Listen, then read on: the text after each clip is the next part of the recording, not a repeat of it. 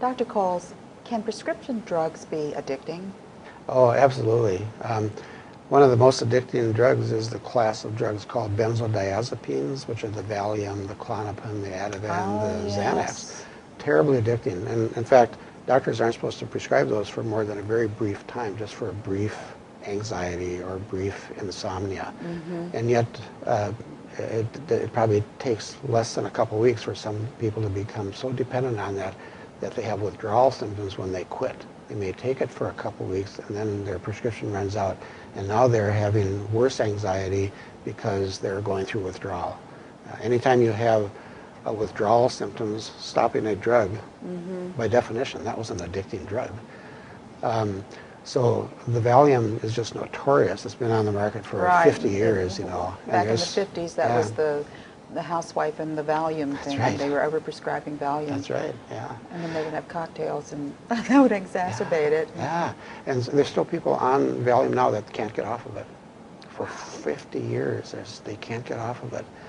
And so then they come up with a new one. The latest one is Klonopin, and they say, well, this was less addicting. Well, it's because we don't have any experience, very much experience yet, to find out how addicting it actually is. So the drug industry kind of hides the bad news. What about the antidepressants? Yes, they're addicting too, yes. My practice is largely helping people get off of their drugs.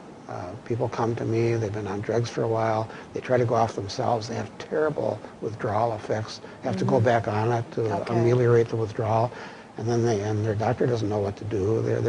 Doctors are good at prescribing drugs, but not at taking them off. Nobody wants that responsibility. My practice has evolved into being the doctor that takes the responsibility for helping people get off.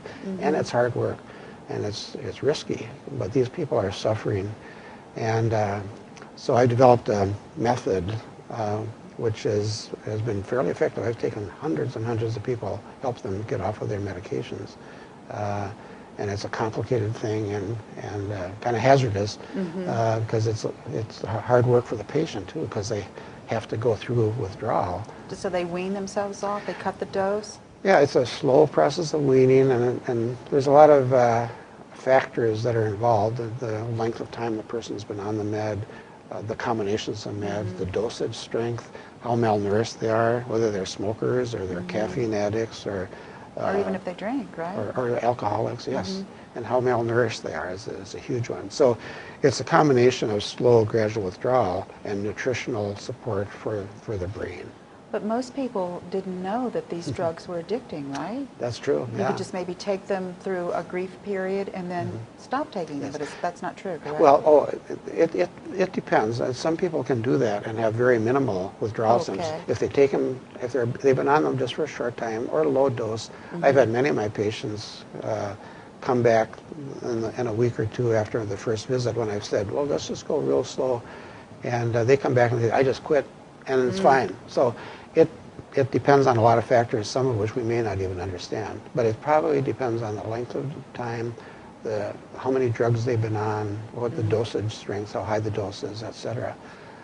When people come in and say, I've been on, Prozac for 15 years, and I've been on Trazodone for 10, and I've been on Effexor for 5, I roll my eyes and say, I don't know, this is going to be tough, and do you really want to go through this? And I tell them about the withdrawal symptoms and the nutritional supplements they'll need to take in addition, and it may be too overwhelming for some people. If people don't have any support, if they're all by themselves, they're already on disability because of the drugs, disable the brain, and they can't work sometimes. And they're heavy smokers, and they're heavy Mountain Dew drinkers, and they're couch potatoes.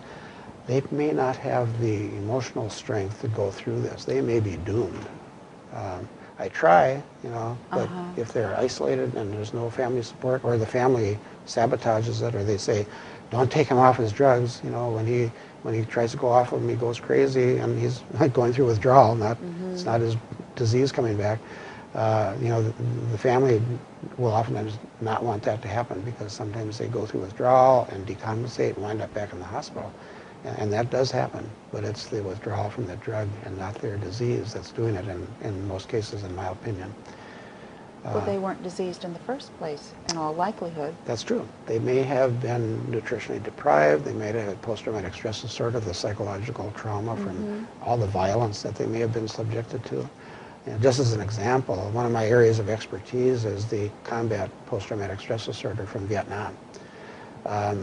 These guys come back, just have experienced this gruesome death and violence and the fear of their own death and killing people and killing innocent people and blood and guts and just horrible suffering that they've experienced.